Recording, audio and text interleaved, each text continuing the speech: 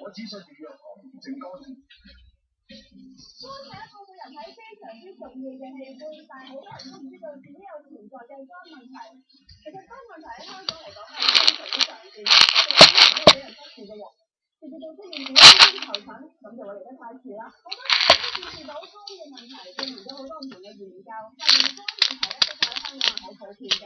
如果你嘅生活習慣係多肉少菜，又煙又酒，經常都會應酬同埋捱夜嘅話，你就要提高副肝，防範於未然。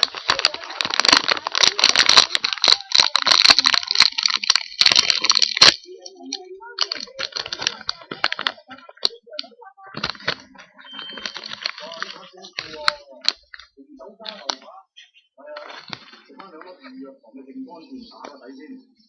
你哋都係啊，日日又要捱夜，要食多酒同做嘅嘢，你信我㗎？唔好話我唔識大咗啦，每人一盒。三哥，我個肝冇事喎，有事先至嚟食啦。肝對我哋嘅身體好緊要，長時間幫我哋過濾緊啲有毒嘅嘢，個肝好，身體好。好似我咁啦，下次捱夜記住多，成日都要出街食飯，食得肥嘅嘢多咧，真係幾傷肝嘅。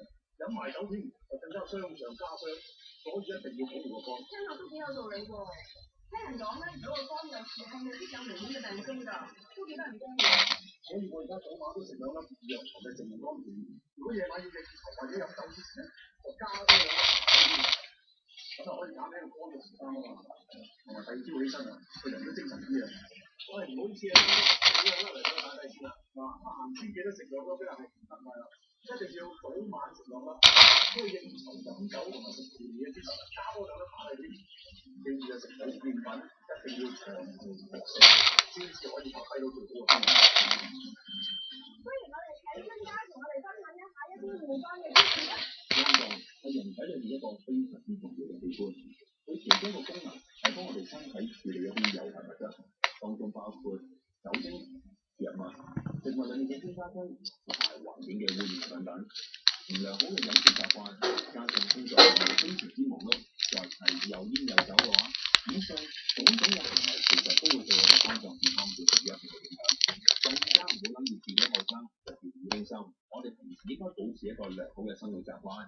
喺飲食上面，亦都應該攝取多啲對肝臟有益嘅營養素，例如好似 L-cysteine 半胱氨酸咁樣，佢係我哋身體製造抗氧化物 GSH 個重要元素。當人體裏面個 GSH 水平下降嘅話，肝個功能就會受影響㗎啦。咁相對地嚟講，如果我哋身體個 GSH 水平可以回升嘅話，咁自然肝就會健康，人都會精神啲㗎。藥糖淨肝丸，即係我哋出位嘅199蚊，千祈唔好錯過。哇！你個樣好有裝台啊！可唔可以話俾我哋聽咧？你平時食嘢？我食嘢啊，好多啲㗎，好嘢靚嘅事情。之前朋友介紹我食淨肝丸，我食咗之後覺得精神好咗好多。咁今年幾歲咧？58啦。哇！已經仲慢添。而家我仲日日翻工、開會同做運動，個人仲好有活力，好健康。好多人仲問我喺邊度做 facial 添，我就話食淨肝丸就得㗎啦。我同老公咧去中意嚟街市，咁參考嘢咧、天價嘢咧，樣樣都啱。之後我哋就做咗身體檢查啦，發現健康好重要。跟住我哋就食咗淨肝丸，而家屋企一家大細咧都食㗎。咁頭先啱先買咗一單。近10年咧，大家都見咧，有人見咧有煙酒味，因為應酬飲酒，咁然後就成日頭暈咁咯，真係頂唔住。為咗大家咧，好健康啊嘛，以為食嗰啲酒嘅嘢咧可以幫到，終於知道係咁唔等於健康，一係唔食營養補充品，要食就只有藥糖，跟住食淨關鍵，飲酒前食多2粒魚肝。你成日要應酬啊，又要飲酒啊，食咗淨肝丸之後係好嘅，後嘢飲咗見到頭先啦，做一對日嘅精神咯。喂，食完朱古力要飲多啲水喎，知唔知啊？會爛牙啊！我成日都有啲飲酒啊，而家好多都食咗咧，食咗1年之後咧，我真係身體真係好多，我會介紹俾我啲朋友同埋介紹咧，食就揸2間車同埋瞓4個鐘，真係好辛苦啊！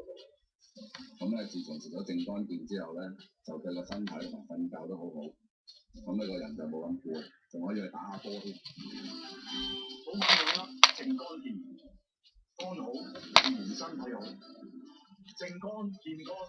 我只信預約堂性乾甜。預約堂性安健，呢日晚上都係價199蚊，千祈唔好錯過。預約堂除咗有幫你整，即係直接飛嚟飛去撈唔有全城熱賣嘅預約堂培植蟲草 CF 方。喂，小姐，你覺得我咁急，我有特別任務，究竟咩事先？梗係有好嘢啦！